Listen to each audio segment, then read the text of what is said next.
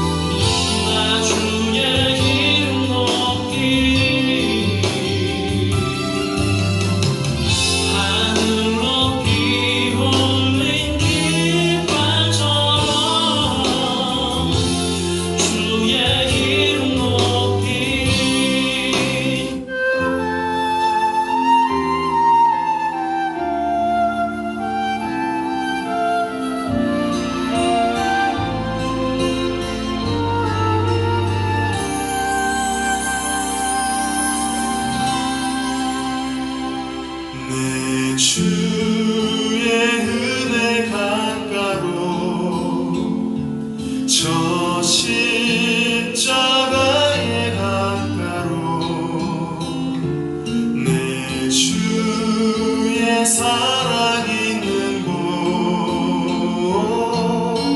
내 주의 강가로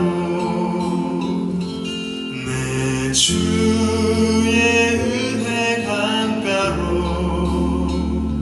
저 십자가의 강가로 내 주의 사랑 있는 곳 내 주의 강가로 가란 나의 영혼을 생수로 가득 채우소서 피곤한 내 영혼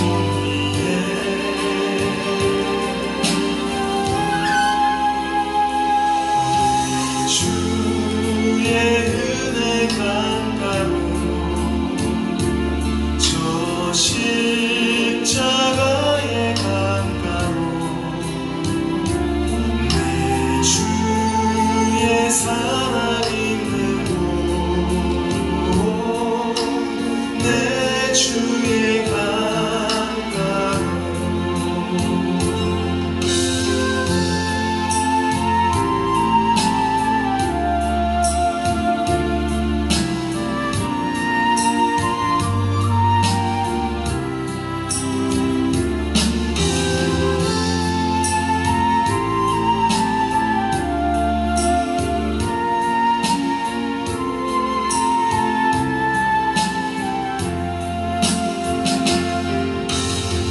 가란 나의 영혼을 생수로 가득 채우소서 피곤한 내 영혼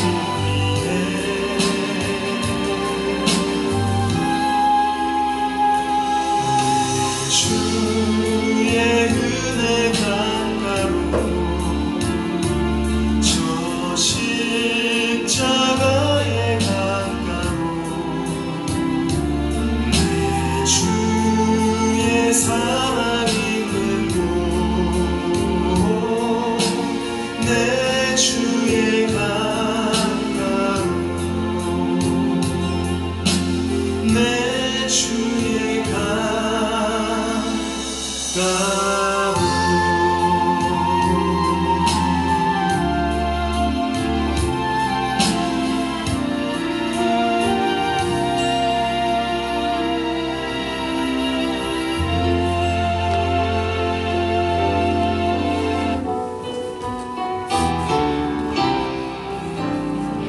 우리의 마음을 다해 찬양하겠습니다.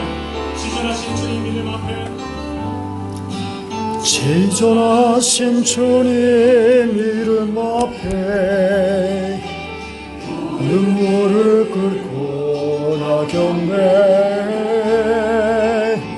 오르가신 주님 보좌 앞에 엎드려 절하세 예수는 그리스도 예수는 주 하나님의 영으로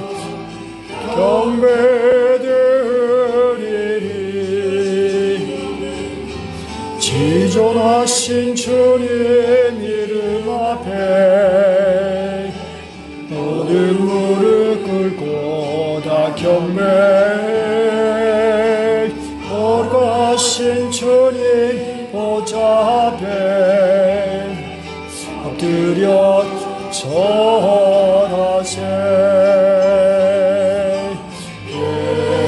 예수는 그리스도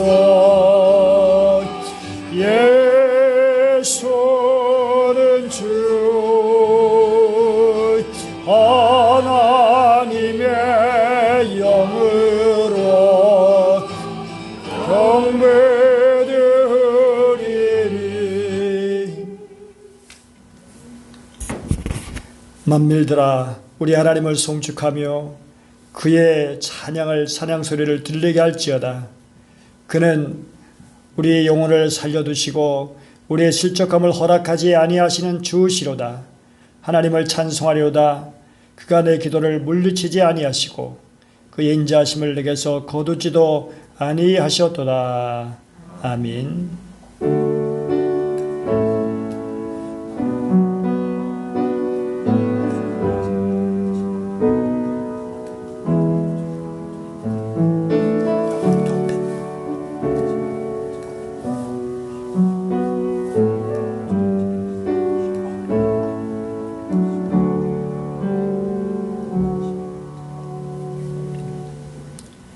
거룩하신 하나님, 주님의 백성들이 마음과 정성을 다하여 예배하오니 받아주시옵소서. 그 신사로 함께 하셔서 우리 마음을 온전히 세워주시고 원하시는 정을 내려주셔서 두려움에 떨고 있는 성도들을 구원하여 주옵소서. 걱정과 근심에 쌓인 채 방하고 있는 자들에게는 성령의 감화를 주셔서 평안을 누리게 하시며 마귀의 유혹을 받고 실족하는 자들에게는 속히 끊을 수 있는 결단을 주옵소서.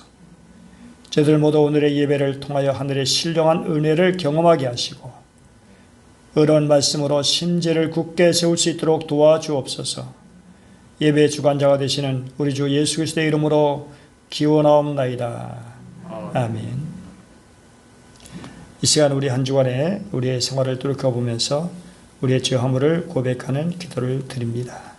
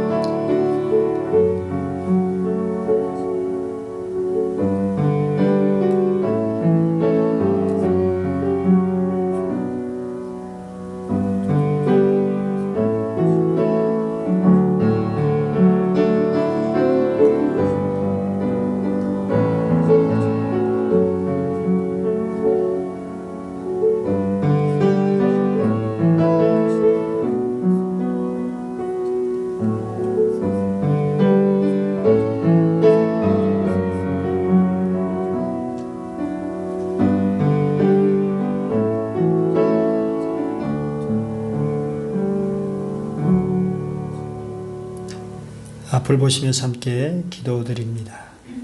사랑과 은혜가 풍성하신 하나님 아버지, 죄악 중에 묻혀 살던 저희들이 주님 앞에 나와 회개하며 용서를 빕니다. 주님은 살찐 양으로 드리는 제사보다 순종을 원한다 하셨으나 저희들은 형식적인 예배를 드리는 것에 만족하면서 진리의 근원이 되는 말씀에는 순종하기를 싫어했습니다.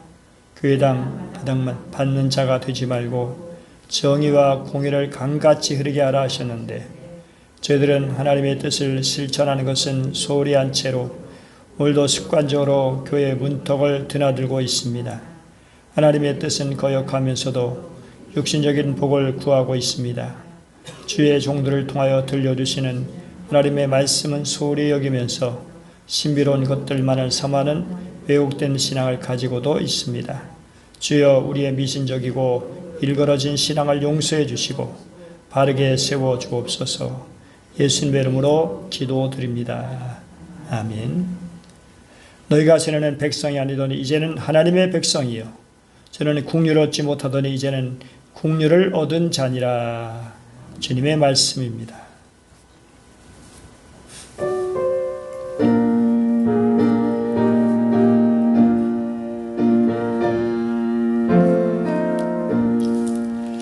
곳에 주를 아는 이들 찬송하고 찬송하세. 남과 뜻과 힘 다하여 경배 드리세. 주를 알지 못 친히 인도하사 그의 피로 구속하니 찬송 부르세 약한 사람도 응마다 시험 중에 참게 되니 모든 죄를 이길 힘은 믿음 뿐이라 진리 되신 우리 주는 영원토록 변함없네 성도들아 주를 믿어 이를 섬기세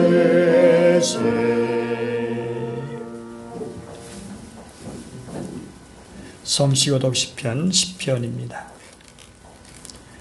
여호와 일어나옵소서 하나님여 손을 드옵소서 가난한 자들 잊지 마옵소서 어찌하여 악인이 하나님을 멸시하여 그의 마음에 이르기를 주는 감찰하지 아니하리라 하나이까. 주께서는 보셨나이까 주는 재앙과 원한을 감찰하시고 주의 손으로 갚으려 하시오니 외로워서 주를 의지하나이다.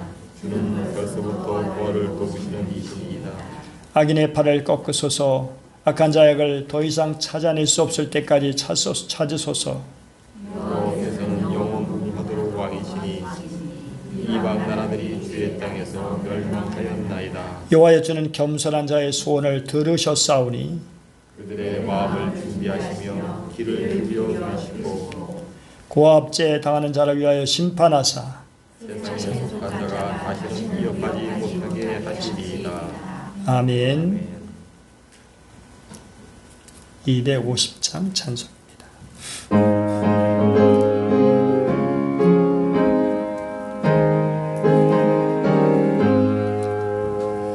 구주의 십자가 보혈로 죄 씻음 받기를 원하네 내 죄를 씻으신 주 이름 찬송합시다 찬송합시다 찬송합시다 내 죄를 씻으신 주 이름 찬송합시다 죄악을 속하여 주신 주 내 속에 들어와 계시네 십자가 앞에서 주 이름 찬송합시다 찬송합시다 찬송합시다 내 죄를 씻으신 주 이름 찬송합시다 주 앞에 흐르는 생명수 날 씻어 정하시네 내 기쁨 정성을 다하여 찬송합시다 찬송합시다 찬송합시다 내 죄를 씻으신 주 이름 찬송합시다 내 주께 회개한 영혼은 생명수 가운데 젖었네 음없고 순전한 주 이름 찬송합시다 찬송합시다 찬송합시다 내 죄를 씻으신 주 이름 찬송합시다.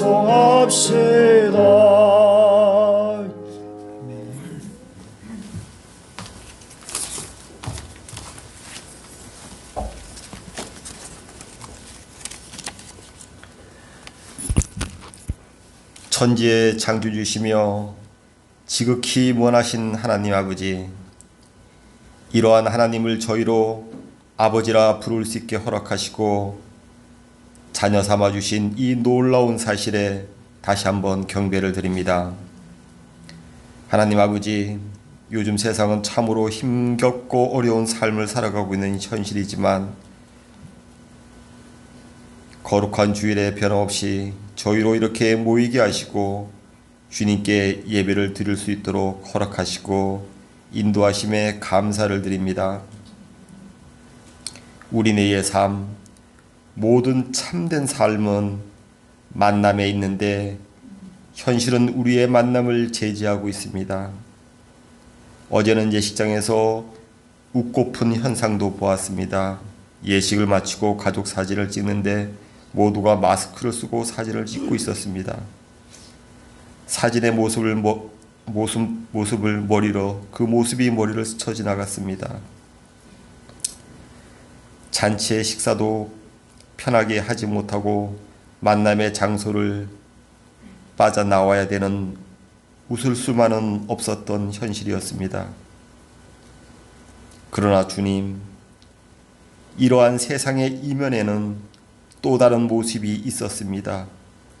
활동을 자제하다 보니 매연이 급속히 감소되어 공기가 맑아졌고 아토피 환자 등 병원을 찾는 환자들이 줄어들었다 합니다. 인도에서는 대기 오염으로 모습을 감추었던 히말라야 산맥들의 산이 보였다는 뉴스도 있었습니다. 주님, 이 코로나를 통하여 저에게 주는 메시지가 있지는 않은가 하는 생각을 해봅니다. 지금까지 앞만 보고 달려왔던 우리의 문명을 다시금 한번 깊이 생각할 때가 아닌가 생각해 봅니다. 물질이 주인이 되어 각 나라마다 경쟁하듯이 발전이라는 미명 아래 지구의 환경을 무분별하게 파괴하였고, 그러므로 우리에게 알지 못했던 병과 자연재해를 가져오게 되었습니다. 발전과는 반대로 우리는 공허함과 우울함, 어둠 속으로 우리 스스로를 가두게 되었습니다. 이러한 사실을 각성시키려는 하나님의 크신 국률의 메시지는 아닌가 하는 생각을 해봅니다. 이러한 것이 사실이라면, 아니 사실이 아닐지라도 하나님 아버지, 세계의 지도자 각계각층의 리더들에게 지혜와 용기를 주셔서 인류가 가야 할 방향을 뒤돌아보게 하시고 인류가 영원히 행복하게 살아가야 할 세상을 만들어 나갈 수 있도록 주님, 그들을 먼저 붙들어 주시옵소서. 창공의 새들이 충만하여 그들의 노랫소리가 가득하고 바다에는 물고기가 충만한 그런 세상, 주님께서 창조의 목적하에 누리며 사는 세상, 인류가, 우리의 자녀가 영원토록 누리며 살아갈 수 있는 자연과 문명을 이루어 가도록 하나님 은혜를 베푸시고 인도하여 주시옵소서. 주님, 하루속히 코로나가 종식되기를 간절히 소원합니다. 그리고 주님, 한국교회를 불쌍히 여겨 주시옵소서. 그들에게 긍휼을 베풀어 주시옵소서. 수많은 교회의 지도자가 변질되고 권력과 물질의 탐욕, 명예욕에 사로잡혀 주님의 자녀들을 그들의 욕망의 도구로 이용하고 있습니다. 주님은 가난한 자, 병든 자, 약자를 위하여 목숨까지 내놓으셨는데 그들은 이 사실을 잊은 듯합니다. 그들은 또 강단에서 세상의 방법을 말하고 하나님의 진리를 왜곡하고 거짓을 가르치고 있습니다. 참된 주님의 충성된 목회자다운 목회자가 요구되는 한국교회의 모습입니다. 거짓 선지자가 아닌 참된 하나님의 종들이 많이 세워지는 한국교회가 되기를 소원합니다. 그리고 이번 코로나로 인하여 몇몇 나라의 대통령, 총리 등 지도자들의 교만과 그들 자신들의 권력을 위하여 국민을 속이고 국민의 생명마저 너무 가벼이 여기는 지도자가 있음을 알게 되었습니다. 이러한 지도자가 이 땅에 다시는 세워지지 않도록 주님 도와주시옵소서. 하나님 아버지, 무엇보다 저희에게 주님의 크신 은혜가 있기를 소원합니다. 세상은 늘 저희에게 이렇게 살아야 돼, 이런 것을 해야 돼, 또 저리로 가야 되라고 말을 하고 있습니다. 그러나 저희는 그런 모든 것은 결국 다 헛된 것뿐이며 사망의 길로 인도하는 길임을 알고 있지만 또한 그런 삶을 훌훌 털고 돌아서지도 못하는 저희는 아주 작은 자들입니다. 이러한 저희를 불쌍히 여겨 주시옵소서. 주님, 저에게 말씀의 능력을 더하여 주시기를 소원합니다. 아버지를 더 깊이 알기를 소원합니다. 말씀을 더 깊이 깨닫고 알기를 소원합니다. 힘을 얻고 성령 충만하여져서 세상을 살아갈 때 세상을 하나님의 마음으로 바라보게 하시고 저희로 하나님의 언어로 말하며 살아갈 수 있는 능력을 허락하여 주시옵소서. 저희로 복된 인생이 되게 하여 주시옵소서. 하나님과 합한 자의 참된 복을 누릴 수 있는 자들이 다 되게 도와주시옵소서.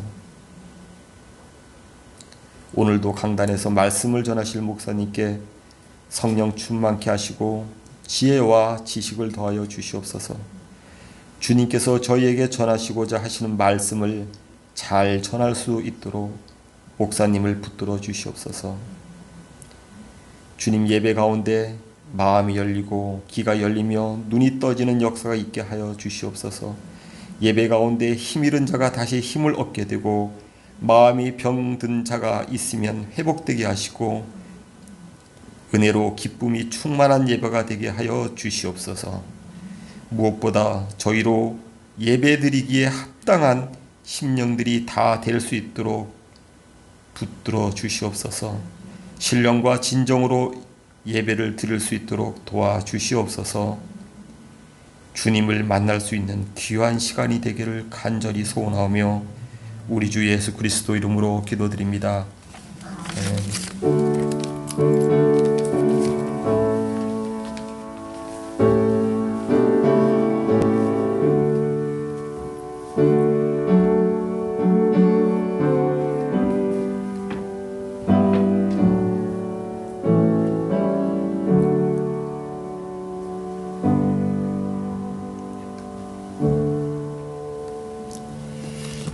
오늘 이 시간 우리에게 주시는 하나님의 말씀은 신약성경 로마서 2장 1절부터 11절까지의 말씀입니다. 신약성경 240쪽에 있습니다.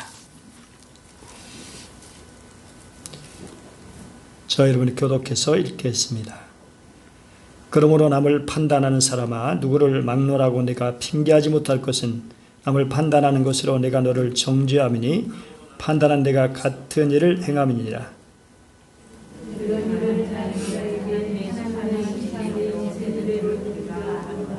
이런 일을 행하는 자를 판단하고도 같은 일을 행하는 사람아, 네가 하나님의 심판을 피할 줄로 생각하느냐?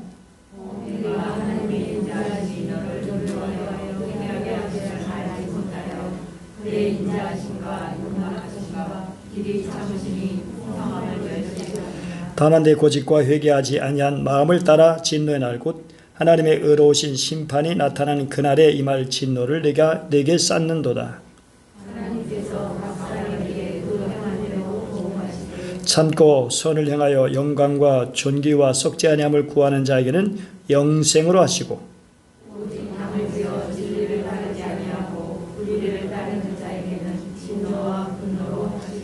악을 행하는 각 사람의 영에는 환난과 공고가 있으리니 먼저는 유대인에게요 그리고 헬라인에게며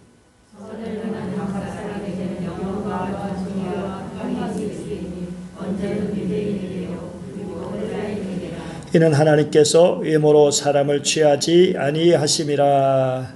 아멘.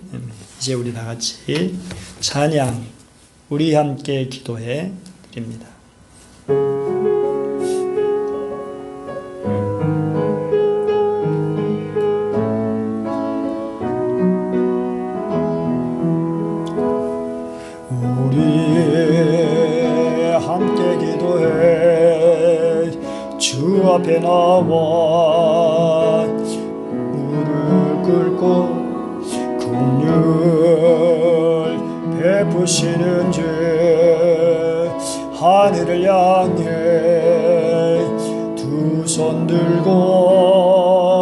하늘 문이 열리고 은혜의 빗줄기 이 땅 가득 내리도록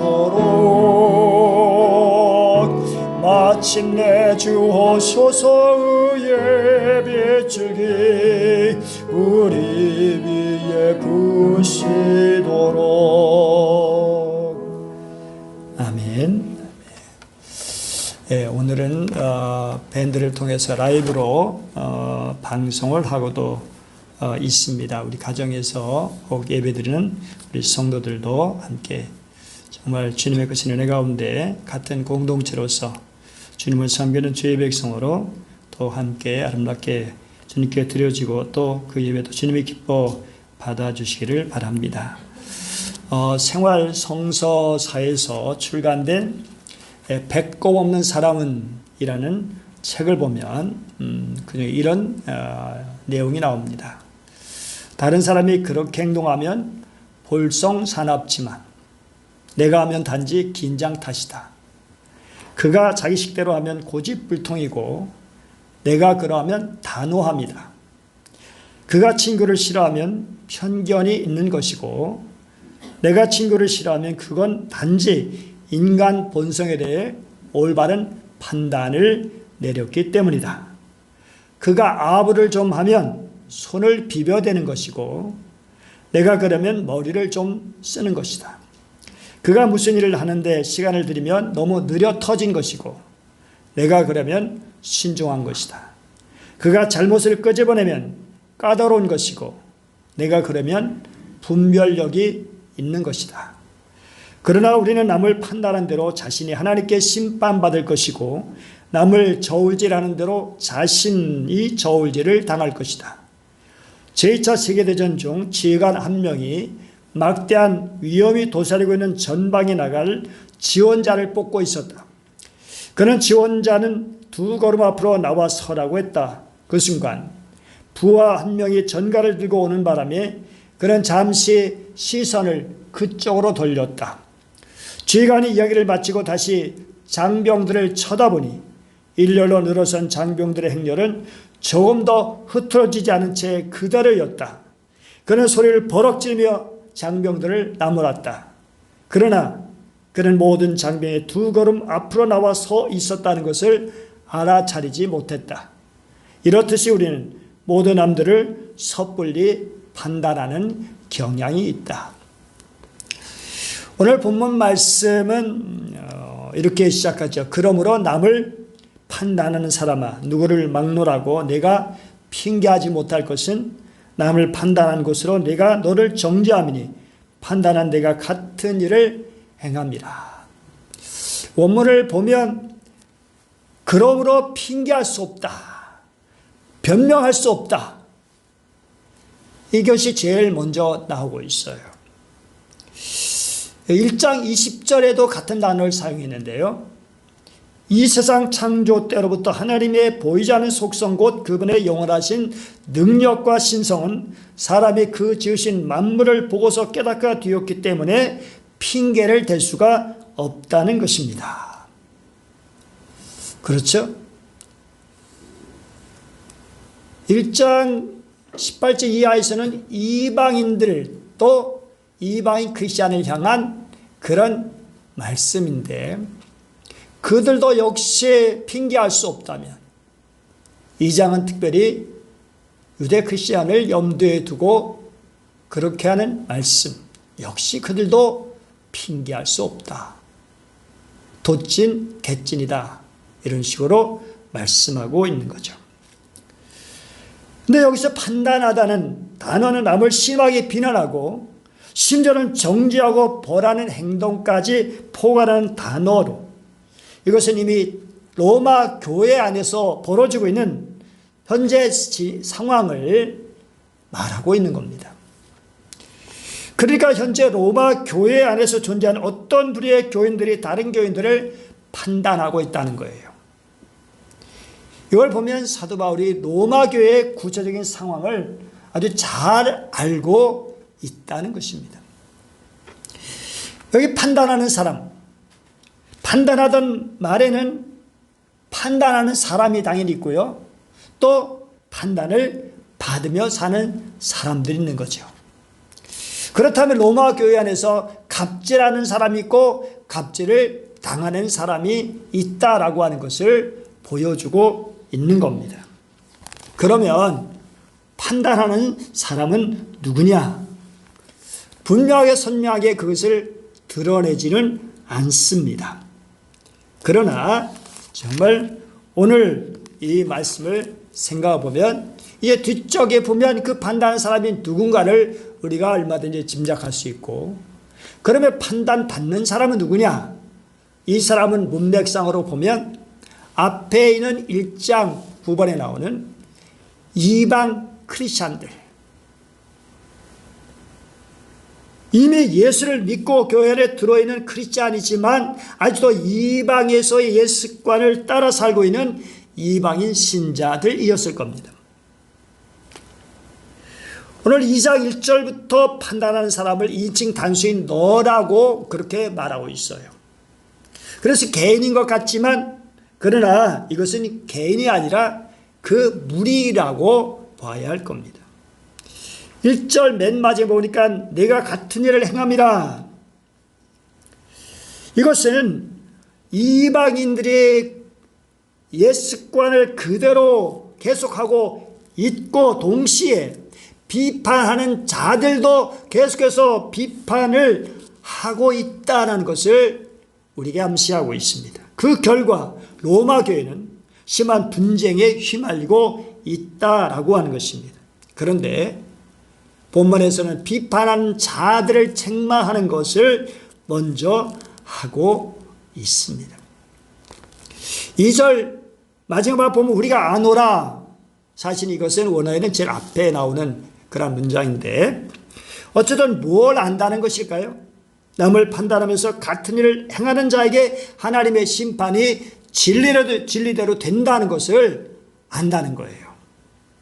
여러분, 안다는 말, 알다, 지각하다, 경험하다, 주목하다 라는 단어죠. 그러니까 남을 비판하고 정죄하는 사실을 사도 바울과 그리고 그 외에 누군가가 주목하고 있고 분명하게 알고 있다라고 하는 것입니다. 남을 판단하는 이에게 이렇게 선언합니다. 1절 보니까 핑계할 수 없고 내가 너를 정죄한다.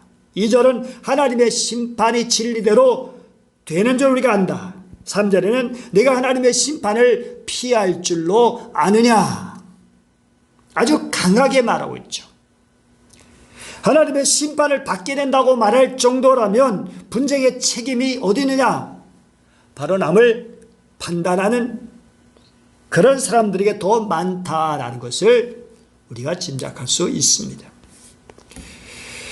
그런데 이렇게 죄를 적하지만 그들은 누구인지 그냥 우리처럼 시원하게 다 드러내면서 너 왜 그래? 라고 말하면 좋을 텐데 사도 바울은 그렇게는 하지 않고 편지를 읽는 독자들이 스스로 느끼고 그들의 잘못을 고치도록 합니다. 복음의 힘은 사람들의 잘못을 느끼고 돌아서기에 충분하다고 느끼고 있기 때문이죠. 그런데 로마 교회에서 어떤 일이 벌어지고 있는가? 로마의 교회 상황에 대해서 다시 말씀드리면 로마에 적어도 5곳의 예배 처소가 있었다. 그리고 그 주축은 주로 유대인이었을 것이죠. 그런데 주 49년에 로마 황제 글라우디아가 유대인을 추방하는 법령을 선포한 뒤에 유대인들은 다 로마에서 추방되게 되었어요. 그리고 이제 54년, 주 54년에 황제가 바뀐 뒤에 다시 유대인들을 다시 로마로 돌아갈 수 있도록 그렇게 해 주었습니다. 그러니까 5년이라는 기간 동안 로마 교회는 유대인들이 없었다라고 하는 거죠. 그런데 로마로 돌아온 유대인들이 딱 봤을 때 로마 교회가 변화된 그러한 모습을 보고 충격을 받지 않을 수 없었어요. 좋은 면으로 변화되었으면 얼마나 좋았겠어요. 그들의 눈에 비친 문제점은 무엇보다도 먼저 이방인 크리스찬들의 교회에 주류가 되어 있다는 점이죠. 그것은 뭐 더 이상 말할 필요가 없겠죠. 그리고 또 그들의 교회 밖 이방인들과 다를 바 없는 생활을 하고 있다는 모습이었어요. 저 사람이 신자인지 아닌지, 예수 믿는 사람인지 아닌지. 그리고 세 번째는 그들의 율법을 모른 채 신앙생활을 하고 있었다고 하는 것입니다. 그런데 유대인들의 가장 문제를 삼은 것은, 그리고 그래서 교회 안에 갈등이 되는 핵심은 다름이 아니라 율법과 할례였습니다. 유대인의 입장에서 보면 율법이 없는 신앙생활은 존재할 수 없었기 때문이죠. 유대 크리스천들이 이방 기독교인들을 비판하게 되었고, 그로 인해서 비유대인과 유대인의 간의 갈등이 고조되는 그런 상황. 교회가 어쨌든 이런저런 갈등 가운데 있다는 것은 바람직한 일이 아니죠. 그로 인해서 자칫하면 교회가 깨질 수 있고 커다란 상처를 이렇게 남길 수 있게 되는 것이죠. 그래서 이런 문제를, 이런 갈등을 해결하기 위해서 서신을 썼는데 특별히 유대인의 잘못을 지적하고 있습니다. 사도 바울 자신도 유대인이었기 때문에 또 그럴 수 있죠. 가장 먼저 지적한 것이 그들의 비판적인 태도였습니다. 그래서 이 2장은 남을 판단하는 사람아, 남을 심판하는 사람아, 이것은 유대인을 나무라고 있는 겁니다. 그러면 유대 기독교인들의 비판이 왜 잘못된 것일까? 첫째는 유대인들의 비판하는 태도가 문제였어요. 그런 자세가 교회 내분을 일으켰던 거거든요. 비판 중에서도 건전한 비판이 있습니다. 진정 공동체를 위해서 다른 사람을 사랑하기 때문에 그가 정말 잘 되기를 원하는 마음, 그런 마음으로 그가 더 성숙하기를 원하는 마음으로 하는 비판, 그것은 비판을 듣는 사람이 물론 그래도 듣기는 좋지 않을 수 있지만 그 마음을 알 수가 있어요. 그래서 그게 커다란 크게 문제가 되지 않을 수 있는 거예요. 그런데 그런 것이 아니라고 하는 게 문제죠. 여러분, 우리들은 어떻습니까? 정말 다른 사람에서 이러쿵저러쿵 뭐라고 얘기할 때 어떤 마음으로 하는가라고 하는 거죠. 둘째는 그들이 남을 비판하면서도 같은 일을 저지르고 있다라는 데 문제였습니다. 오늘 성경 보니까 같은 일을 또는 이런 일을 행한다라고 하는 그런 말이 그렇게 1절, 2절, 3절에 나오고 있어요. 여러분, 이것은 유대인의 잘못을 지적하는 말이면서 동시에 이방 크리스찬의 생활상을 지적하기도 하는 겁니다. 계속해서 같은 일을 습관적으로 반복적으로 하고 있다는 거예요. 옛사람의 습성대로 그렇게 계속해서 살아가고 있는 거고, 또 계속해서 비판의 생활을 계속하고 있는 거고, 자기들의 심각성을 알지 못하고 있어요. 이게 얼마나 큰 문제가 되는지, 얼마나 교회에 큰 갈등의 요소가 되는지, 다른 사람이 얼마나 큰 상처가 되고 특별히 하나님께서 얼마나 싫어하시는가를 알지 못하고 있다는 사실입니다. 그래서 사도 바울은 내가 하나님의 심판을 피할 줄로 생각하느냐라고 말하고 있어요. 그리고 우리 예수님도 유대인들의 비판을 잘하는 태도를 책망하셨죠. 유대인들은 생리적으로 비판을 잘하는 사람들이. 그래서 예수님, 어찌하여 형제의 눈 속에는 티는 보고 내 눈 속에는 들보는 깨닫지 못하느냐 라고 말씀하셨죠. 닐 앤더슨은 내가 누구인지 이제 알았습니다 라고 하는 책이 있는데요. 이 책을 보면 이런 내용이 있어요. 권면을 하되 판단은 하지 말라. 권면은 당신이 목격한 행동에 대한 것이고, 판단은 인격에 관한 문제다. 우리는 다른 사람들의 죄에 대해서는 대결해야 하겠지만 그들의 인격을 판단해서는 안 된다. 비판을 받지 아니하거든 비판하지 말라. 그런즉 우리는 다시 서로 비판하지 말고 도리어 부딪힐 것이나 거칠 것을 형제 앞에 두지 아니하도록 주의하라. 행위를 권면하는 것은 우리의 할 일이지만 인격을 판단하는 것은 하나님의 일이다. 우리 스스로 성령의 역할을 대행하려고 할 때 사람들로부터 비판을 받거나 거절당하게 된다. 그러므로 어떤 사람을 권면할 때 자신이 직접 보았거나 혹은 개인적으로 들은 사실에 기초해야 한다. 의심이나 혹은 소문, 추측에 근거해서는 안 된다. 또한 우리의 권면이라는 것은 대부분 인격 모독일 수 있다. 다른 사람이 자신의 행위에 대한 책임을 지도록 할 수는 있어도 그들의 인격을 모독해서는 안 된다. 참 사단은 아주 괴팍한 놈이어서 믿지 않은 사람들을 죄짓게 하는 방법이 다르고 믿는 사람을 죄짓게 하는 방법이 달라. 우리 믿음이 좋아질수록 사단은 경계하죠. 신자들이 범하기 쉬운 죄가 있는데 저처럼 사탄은 신앙심 깊은 사람들 꼬여서 율법주의자가 되게 해요. 예수 믿으려면 성경에 있는 대로 그대로 지켜야 돼. 문자대로 옛날에 지나간 율법도 지키도록 강권하고 다른 사람도 그처럼 해야 된다고 강조하고 그렇게 하지 않으면 저거 봐라 저거 비판하고 정지하죠. 이런 유혹을 받아 살면 율법주의자가 되죠. 둘째는 너는 구원받았고 이미 깨끗해졌으니까 무슨 짓을 해도 괜찮아. 어떻게 살아도 구원은 이미 받은 거 아니야? 축복도 맞는 거야 라고 합니다. 이런 유혹을 받으면 그야말로 방종하는 신자가 되고 말죠. 예수 믿는다는 게 뭐냐? 보지 않고 어떻게 믿냐? 표적과 기적이 일어나는 곳으로만 쫓아다녀라. 이 유혹에 빠져 살면 사이비 종파에 빠지게 되죠. 데살로니가후서 2장 9절 10절 말씀을 보면 사단이 모든 능력과 표적과 거짓 기적과 불의의 모든 속임으로 멸망하는 자들에게 활동한다고 말씀하고 있어요.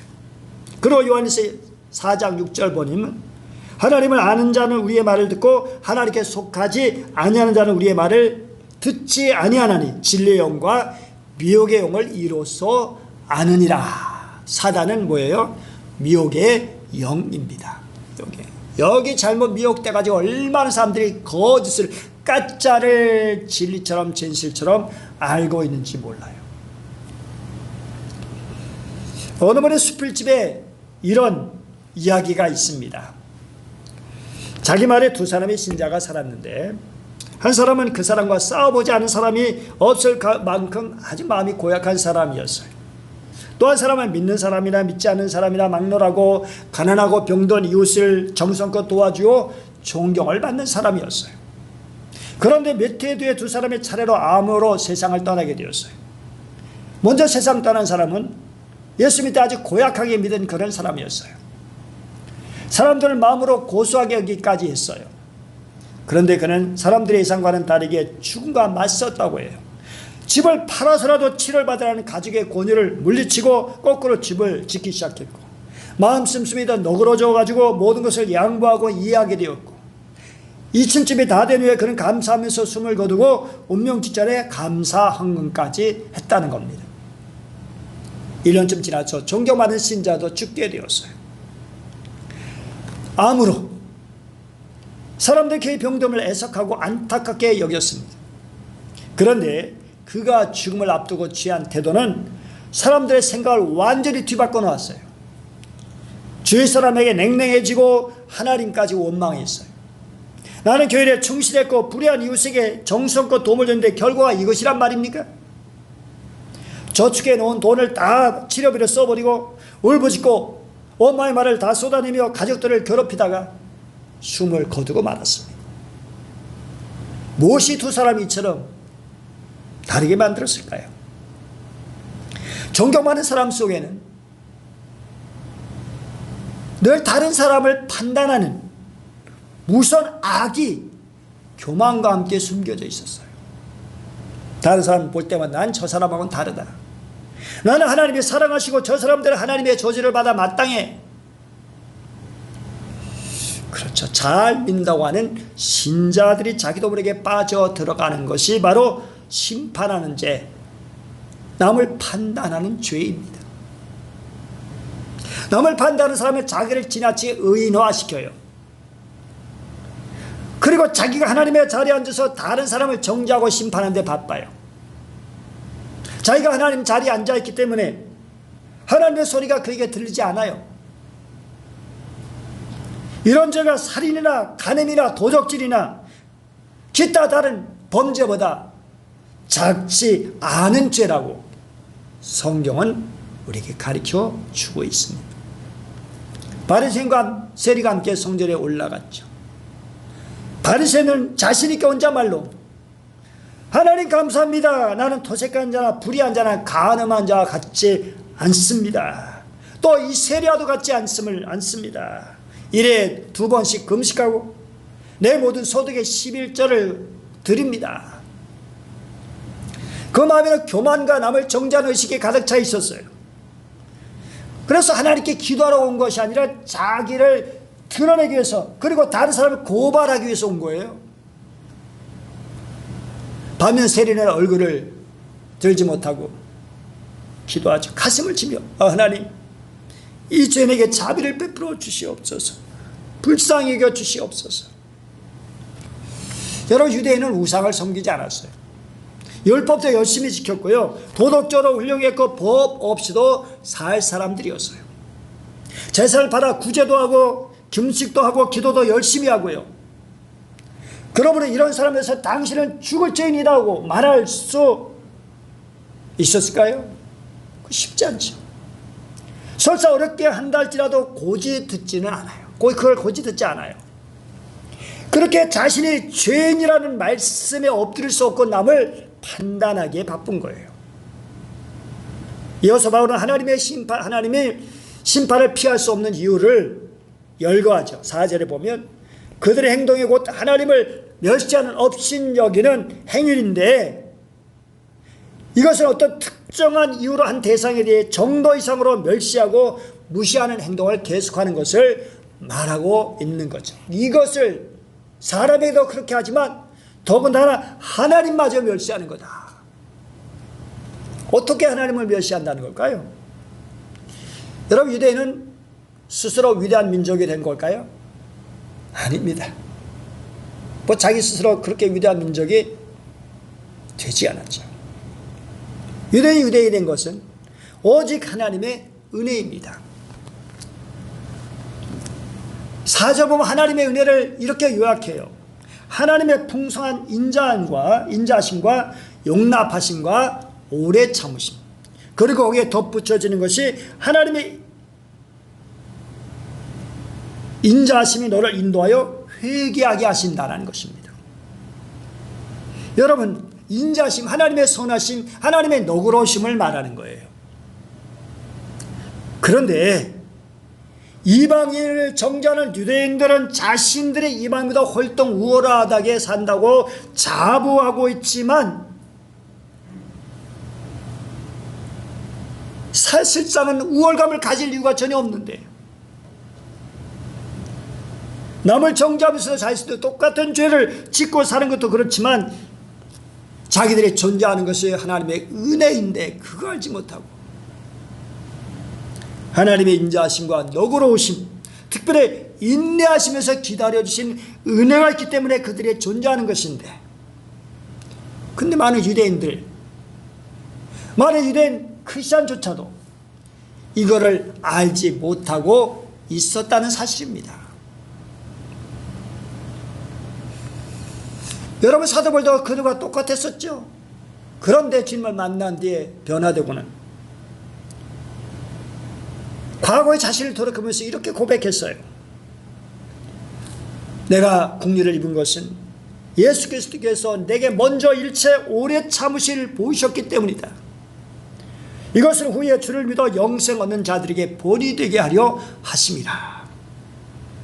바울은 다른 사람을 판단하고 정죄하는 이들의 모습에서 과거 자신의 모습을 절실하게 볼 수 있었던 겁니다. 도덕적 인간의 잘못이 무엇인가요? 남을 비판함으로 자기들의 의를 드러내려 하기 때문이죠. 또 이들은 자기 생각에 의존하여 살기 때문이고, 또 그들의 악을 행하기 때문에 심판받는 게 아니라 회개할 기회를 주셨음에도 불구하고 회개하지 않았기 때문입니다. 5절 보면 바울은 유대인들의 특이한 고집을 끄집어내요. 5절 한번 같이 읽어볼까요? 5절 같이 읽어보겠습니다. 시작. 다만 내 고집과 회개하지 않은 마음을 따라 진노의 날은 하나님의 의로우신 심판이 나타난 그날에 임할 진노를 내게 쌓는도다. 정말 고집. 유대인들은 하나님께서 자기들에게 신분상 우선권과 특권을 주셨다고 생각하죠. 그래서 하나님부터 자기들이 받은 특권만을 내세우고, 그러기에 그들은 회개하나 돌이킬 줄 몰랐어요. 그날에 임할 진노를 그래서 쌓고 있는 거예요. 왜냐하면 이게 하나님을 무시하는 것이기 때문에. 하나님의 은혜를 싹 빼버리고 자기들만 높아진 거잖아요. 이건 하나님을 완전히 업신여기는 거죠. 근데 이게 고집이란 단어가요, 경화된 딱딱한 이란 뜻을 가진 단어에서 비롯되었어요. 동맥경화증이란 단어가 여기서 유래가 됐는데, 여러분 유대인들은 그야말로 영적 동맥경화증 환자라는 거예요. 여러분 동맥경화증이 뭡니까? 동맥이 딱딱해지는 거예요. 그럼 어떻게 해요? 피가 제대로 안 통해요. 문제가 되는 거죠. 혈액순환이 제대로 안 돼. 은혜의 순환이 제대로 안 돼.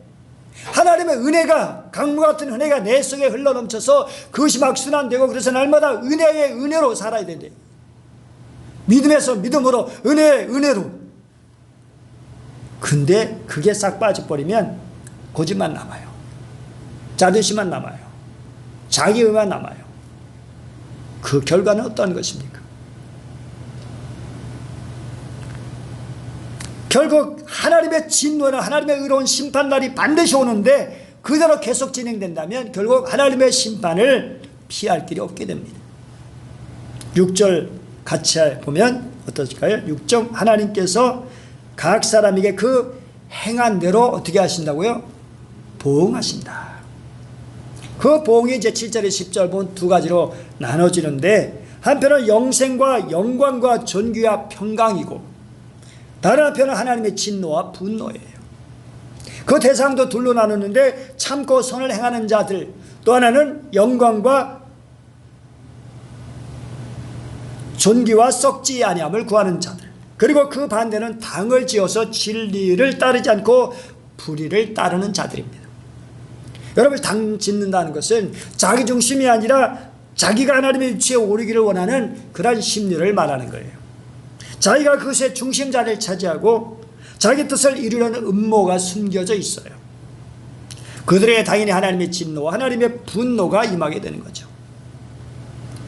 그런데 구절에서 유대인과 헬라인을 언급한 걸 보면, 이것은 로마 교인들 안에서도 당기는 사람들이 있고, 로마 교회 안에서 당기는 사람들이 있는데, 그들은 유대 크리스천들도 있고 이방 크리스천들도 있었다는 거예요. 양쪽 다 지금 당을 짓고 있는. 그런데 이런 당을 짓고 있는 무리들에게 혹독한 심판을 선언합니다. 유대인에게요, 헬라인에게. 유대인을 앞서고 있어요. 그런데 유대인을, 왜냐하면 유대인들이 더 먼저 이렇게 은혜를 받은 사람들, 그래서 책임이 더 있는 것이죠. 유대인들은 외모로 보면 의인들처럼 보이지만, 이방과 구별되는 삶을 사는 것처럼 보이지만, 그러나 하나님은 어떻게 보셔요? 외모가 아니라 중심을 보시잖아요. 속마음을 보시잖아요. 그런 하나님 어떻게 속일 수 있어요? 하나님 보시기에는 그게 아니죠. 입술로는 하나님을 존경하고 하나님을 사랑하지만, 그러나 마음은 하나님에게서 멀어버린 그런 인생들, 자기를 높이니까, 자기를 사랑하니까 하나님을 사랑하는 것이 있을 수가 없죠.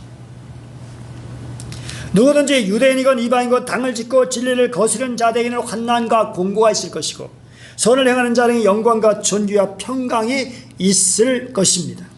여러분, 하나님의 심판 기준은 유대인이냐 이방인이냐 그걸로 나눠지지 않아요. 예수 십자가를 믿고 의지하며 사느냐, 주님의 영광을 위하며 사느냐 아니냐입니다. 믿음으로 승리해놓고 망하는 우리 성도들이 한 사람도 없기를 바랍니다. 사탄의 꿰매에 빠져 교만의 죄, 남의 십살을 정죄하고 판단하는 죄에 떨어지지 않기를 바랍니다. 대신 교만한 죄, 남을 판단한 죄를 회개하고 겸손하게 하나님의 풍성하신 인자함과 용납하심과 오래 참으심 붙들며 회개하기를 원하시는 하나님 앞에 정말 자복하며 하나님께 아름답게 드려져서 정말 하나님이 주시는 귀한 은총을 입고 날마다 그 은혜로 살아가는 영광과 존귀와 평강이 있는 여러분 되시기를 축복합니다. 기도하겠습니다. 은혜로우신 하나님 아버지 감사드립니다. 오늘도 저희들을 사랑해 주시고 말씀을 주시니 감사합니다. 하나님 아버지, 우리가 세속에 물들러 살지도 않게 하여 주옵시고 옛사람의 유혹에 빠져 살지도 않게 해 주시고 또 우리가 말씀대로 산다고 자부할지라도 그것이 나의 의가 되지 않게 해주시고 오직 주님의 은혜, 주님의 공로, 주님의 십자가의 공로임을 잊지 않게 하시고 그래서 더욱 날마다 겸손하게 자기를 낮추며 다른 사람을 세워주는, 다른 사람을 잘 이끌어주는 하나님의 귀한 사람들로 살게 하여 주시옵소서.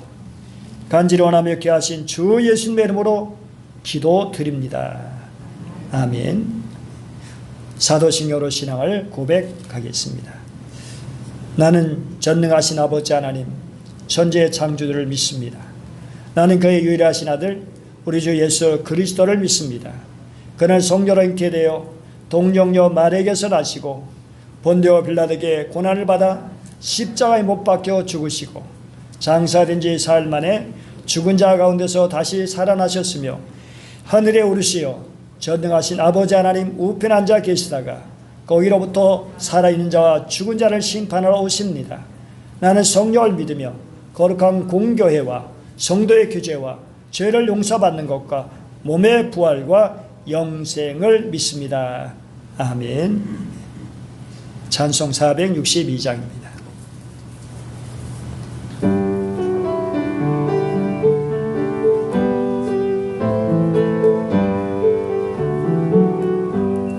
생명 진리 은혜 되신 영원하신 구세주 사람 내사 모든 일 구원하여 주시니 영광 중에 계신 주님 그 신을 베푸사 사랑으로 채우시고 우리 고쳐주소서.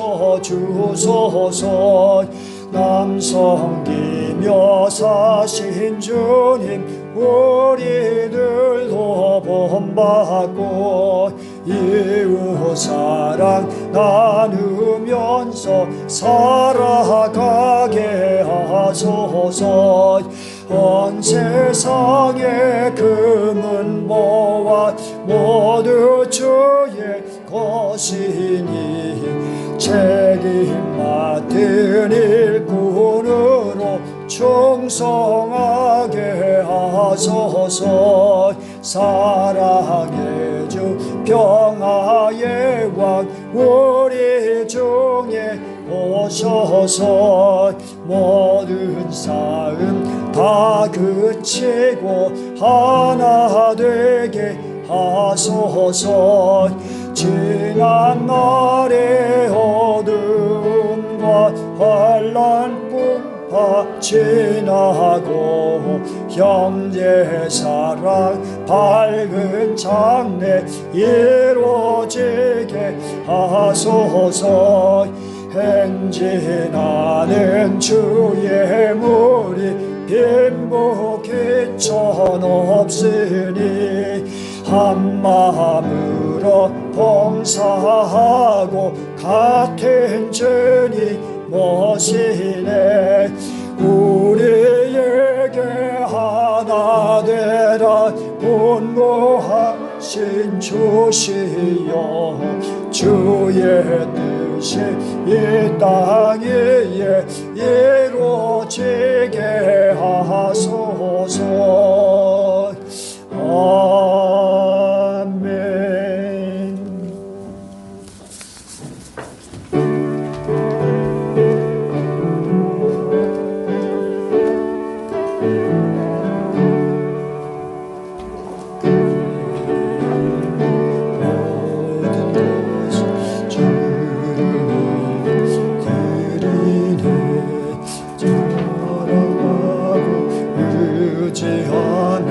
주만 따라 살리라. 주께 드리네, 주께 드리네. 사랑하는 구주 앞에 모두 드리네. 내게 있는 모든 것을 겸손하게 드리네. 세상 욕심 멀리하니 나를 받아 주소서. 주께 드리네, 주께 드리네. 사랑하는 그 주 모두 드리네. 아멘.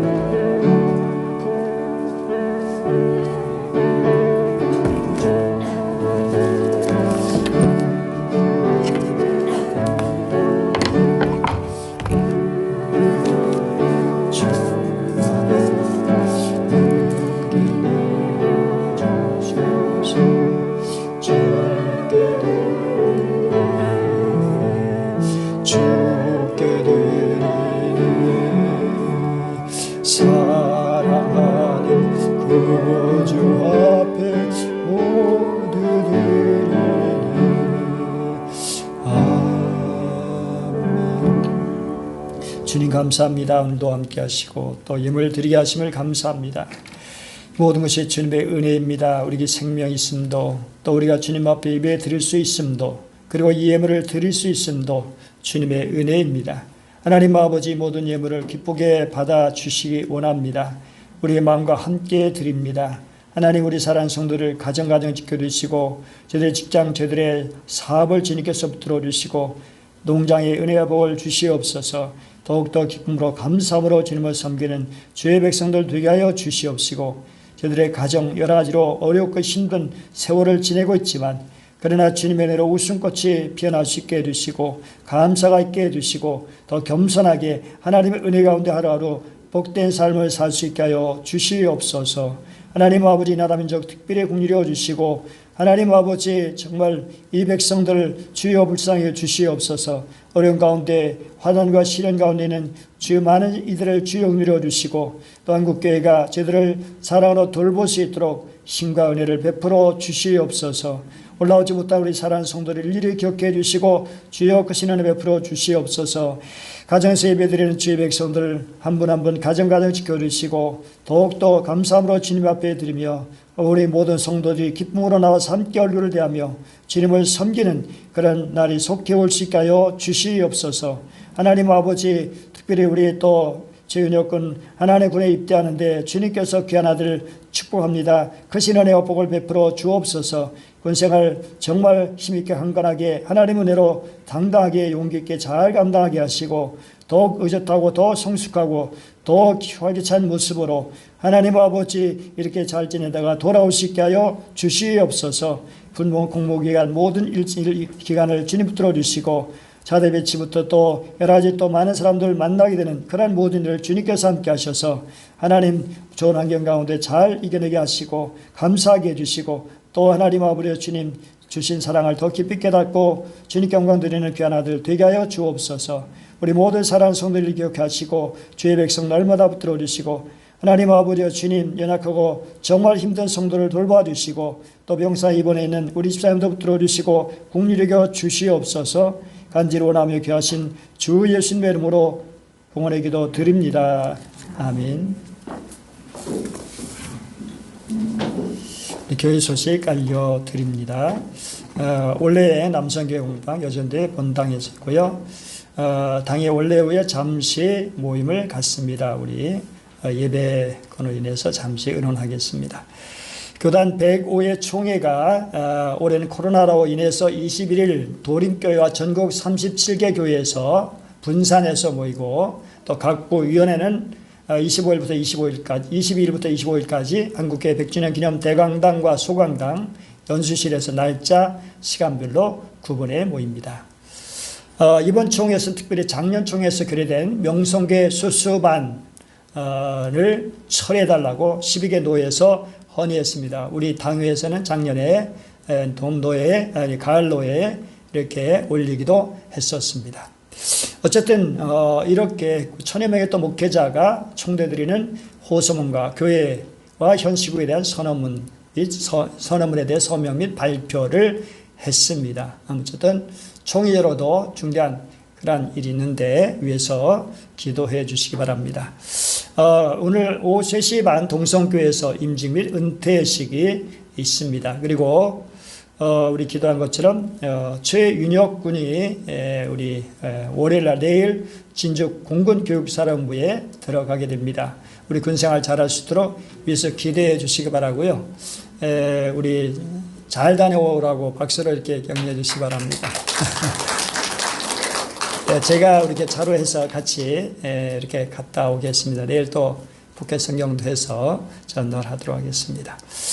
기아대치 정기 이사회가 화요일날 있고요. 또 방역시 잘 지켜주시기 바라고 병들 연약한 이들 입원 중에 있는 지체들 돌봐주시도록 기도해 주시기 바랍니다. 또 우리 EM 매일 만남 우리 이번에는 장년용과 아동 청소년용이 이제 구분해서 나왔습니다.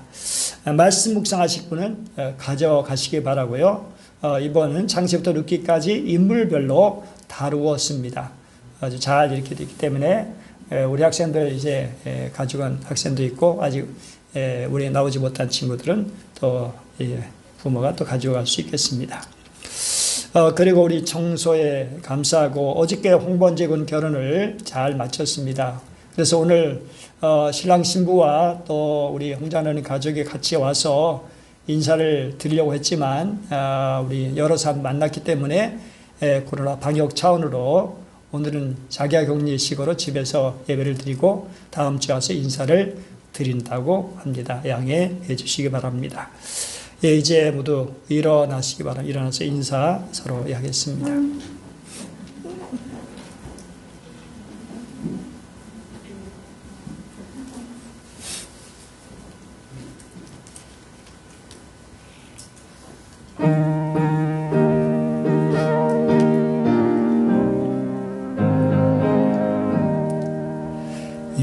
예수 닮기 원합니다. 진심으로 예수 닮기 원합니다. 진심으로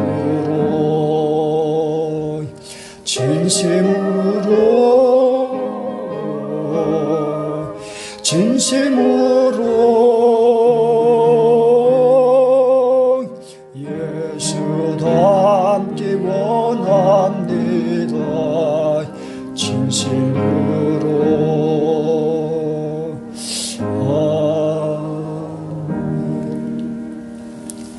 여호와는 내게 복을 주시고 너를 지키시기를 원하며 여호와는 그의 얼굴을 내게 비추사 은혜 베푸시기를 원하며 여호와는 그 얼굴을 내게로 향하여 드사 평강 주시기를 원하노라. 이제는 우리 주님 예수 그리스도의 은혜와 하나님 아버지의 크신 사랑하심과 성령님의 감동하시고 도우시고 교통하시고 위로하시고 인도하시는 은혜가 오늘 말씀을 듣고 남을 판단하고 정죄하는 사람이 아니라 다른 사람을 세워주고 격려하고 잘 이끌어주는 정말 하나님의 복된 사람으로 그런 공동체로 세워지기 원하는 주의 백성들 위해 이 나라 민족과 한국교회와 선교사님들 위해 올라오지 못한 우리 모든 사랑하는 성도들까지 오도록 함께 합시기를 간절히 축원하옵나이다. 아멘.